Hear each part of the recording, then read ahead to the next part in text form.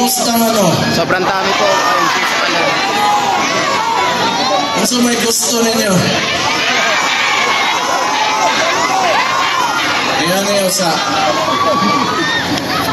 ang ilang gibuhat kang Rudy Duterte mutawat mo di kita masunod anak kung kaya ba mo kanina itabo karon sa mo pamilya, personal sakit kaayos, tinood lang kay amahan gumagot to kanya iwanan na ang ilahang treatment medyo di po ko makadawat kinaaman tayo korte din sa Pilipinas kanya Pilipino man siya ug naaman gyud sa isa dapat di asa dire matubang sa mga sa kung naaman pero sugkatong nahitabo ni tanan o nakit-an tamo gikan diri sa ungkilig kamo hanto dito sa likod naamo sa mong likod pirme di yung may muundang tungod sa inyong suporta mga taga North Cotabato.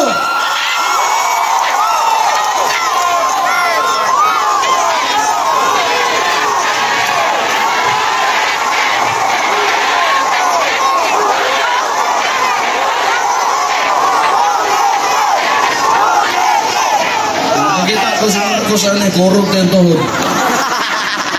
Kadat lang ha kay gusto ko magpasalamat sa kuan. Nag-imbita na ko dire. Kaya ako gusto ko makakita gyud ni ko kamo dire mayor ni Kidapawan. Nitingog yun na nituog yun na kang Rudy Duterte. Swerte kay mo na amoy mga tao nga mapili. Karon maabotay nga eleksyon nga mubarog para sa inyo ha. Hala oy. Ingani magwila siya. Kung kabantay mo, mamaya na magbibigay ng jacket mga last year pa lang, wa pa'y usa ka tuig, mo pa'y pag-usa ka tuig ni Bongbong Marcos. Ang unang gibuhat sa Congress, nagpadagan og papel na People's Initiative. Dito nimo mahibaw-an na ganing anak, si Junior, si BBM, gusto mo sundog og diktadorya nga rehimen.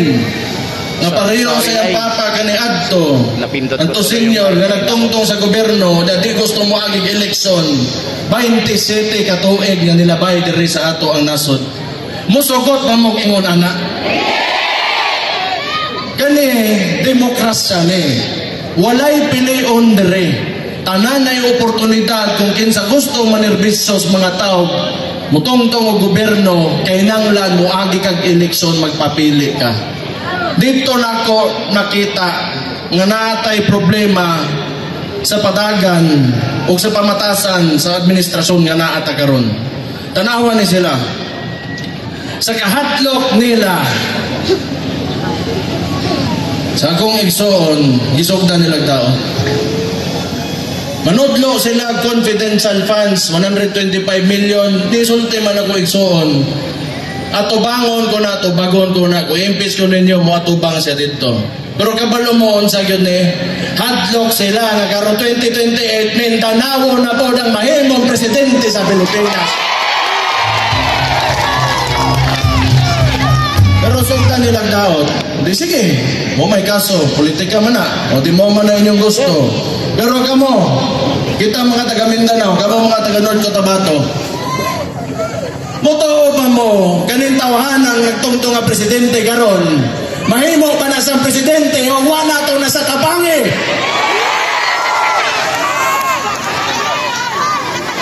Una anak na lang.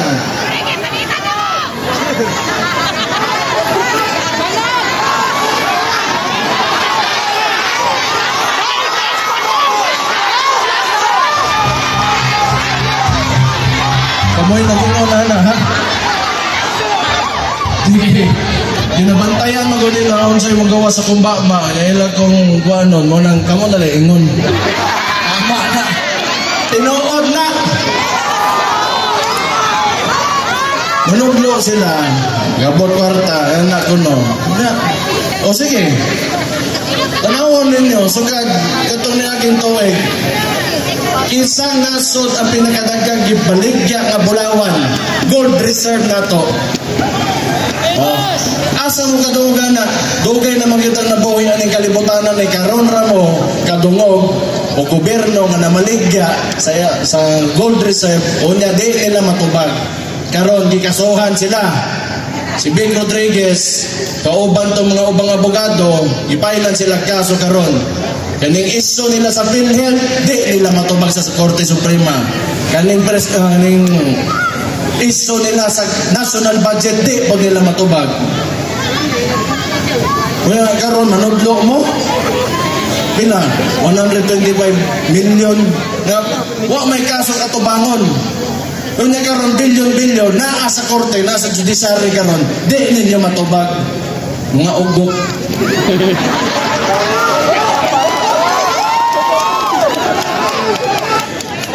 Nga nila ni awa. Ang mga tao gani kakapildihon bisag unsa ray buhaton. Mao gyud na. Mo nang wa sila laing mahuna-hunaan, ang ilang gibuhat, i-kidnap nila si Rudy Duterte. Technically, kidnapping to. Uwato na to, uon sa ingon sa ICC. Kay confident pang gyud me. Storya mi sa ko igsoon. Ako, unsa may balita diha sa kaso. Katong pag nahitabo na, ang ingon dito, wa gyoy kasong mahitabo sa apprehension palandaan kay Rudy Duterte. Layo ra siya. Kani sila, murag yun sila ni punit og bato niya bonal nila silang ulo. Nagtuo manggod sila, mawala si Rudy Duterte, mawala ilang problema. Pero karon nagibuhat na nila, abre na ang mga mata sa tao, o karon mas nitako yun nilang problema kay mabati yun nilang kalagot sa mga taga-Mindanao.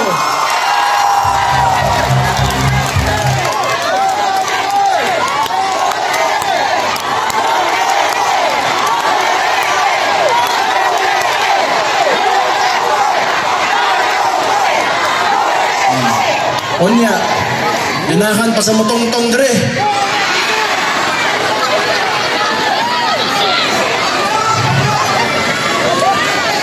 Nana lang na, sige lang. Butang talang, nalutsan lang sa ata. Total kita, may problema. Isoon, giubanan man siya diha, dahil mo sa presidente, gitarong man siya. Man taysa nila. Taysa nila, mo na itimanan ninyo. Pag tinarong ta ni sutag election 2022 in the hopes of building a greater country for all Filipinos. Pero ingani ilang gibalo sa toa, timan-an tanak karong eleksyon. Kita nangandoy ta, kada Pilipino, kada usa sa toa, musaka, muarang-arang ang kinabuhi, pinaagi sa pagtinabangay o panagiusa. Kayot ng tantanan, total, kung dili man para sa toa, ang kaugmaon sa to mga anak, mo'y masecure na to, nga hayag yun. Pero ingani lang gibano, sige lang, timanin ninyo. Kung gusto mo na ko, muhangyo ko ninyo, untak. Doon naman tayo, mga panya ko ninyo, naatay PDP laban ng mga Duterte senatorial candidates. Mahimo unta, vote straight, PDP laban. Naatay tulo mga tua, naa si Bongo, naa si Bato de la Rosa dire ganeha, naapod si Pastor Apollo Kibuloy. Kaning tulo taga Mindanao gyud.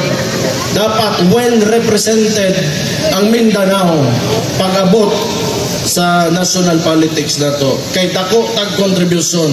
Una-unaan ninyo, kung sarad-an nato ato mga portahan o magutom silang tanan sa taas, kay dadirigikan ang pagkaon nila.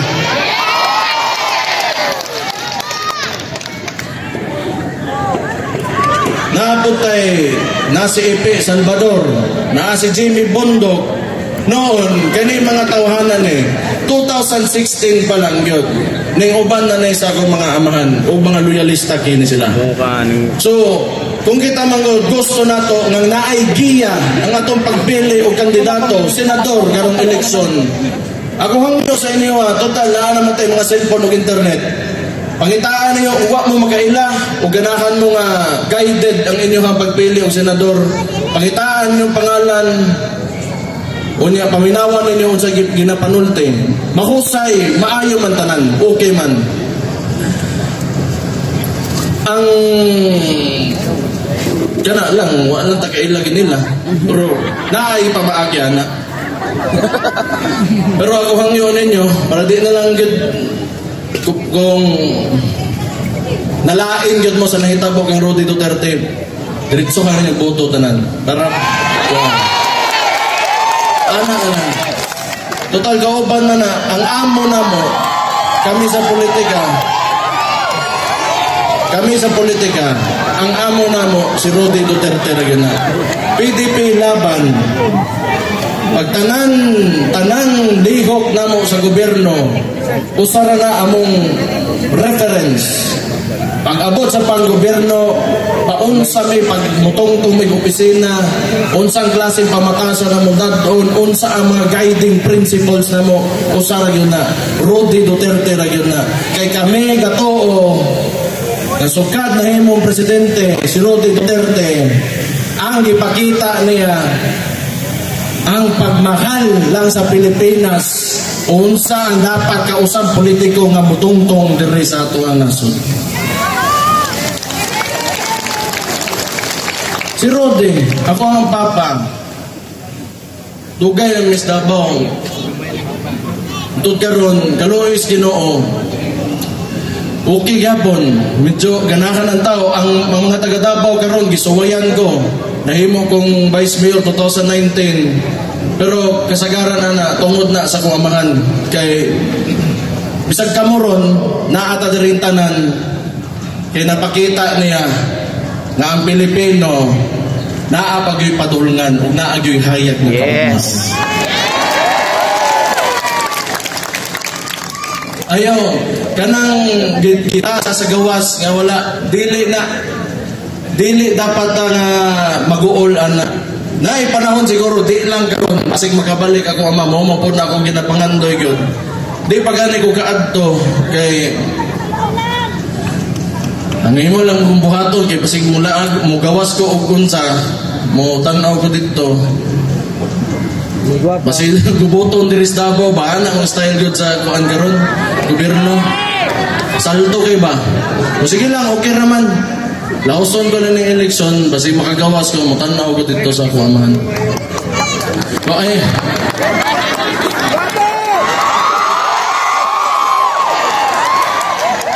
Sumbong tamo sa inyong asawa.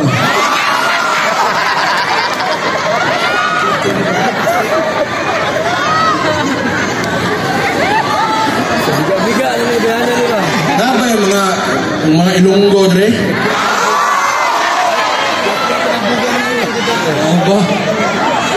Ang akong kuan, ako ang partner, Ilonggo Ilocana na. Ako mga anak, Ilonggo Ilocana ang lahi na. Ako Bisaya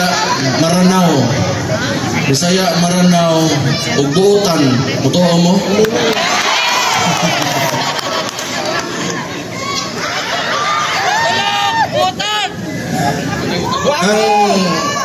Ang importante, ang nindot kaayo karon kay bawta. Dili mo ko ultimately makaingon nga pati gyud tanan ang nahitabo karon. Kung ang ginapakita manggod sa administrasyon ni Marcos karon, nakita nato ang kontrast o makumpara nato sa ugyon sa pagpadagan ni Rody Duterte ang gobyerno kaniadto.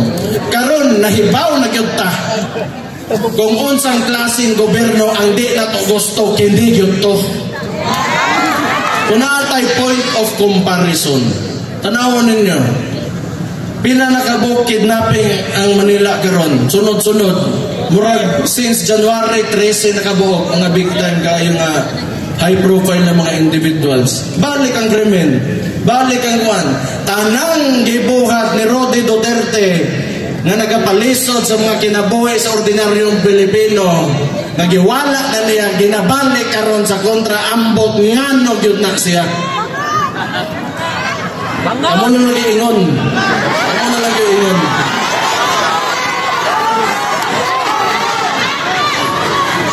Mga droga, balik. Muna, ang mga bata, diha, gagmay kayo, pang hilabtan, pagtanaw dito, wala na. Unya, unsaon na mga ginikanan na. Unya, karoon, ipadala na ninyong tao, nga usara, nga naiitlog, nga magpakita, nga suklan niya ang mga dautan diri sa Pilipinas, na king, unana lang ninyo.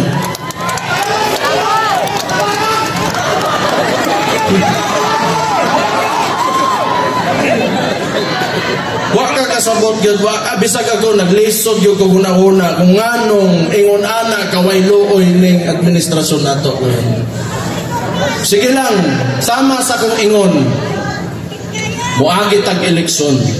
Kay nang lang muagi tag eleksyon, di ta mo sugot nga way eleksyon. Dili pwede na ipugos na niya iyang gusto nga mahimo siyang murag iyang amahan. Wa mo pud say nada, klaro mo pud di niya kaya, di magani sa matubang. Wa mo pud say naingon na tama.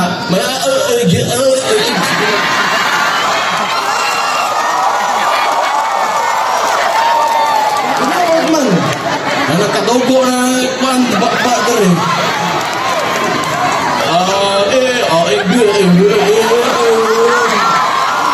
Napahigang ka ba?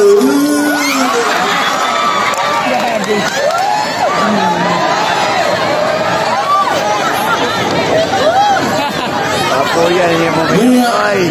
Di niyo gusto mo na ako?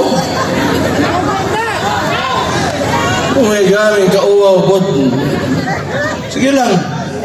Ilang lagi. Piansar kay sila stoa. Mauragin ako maingon.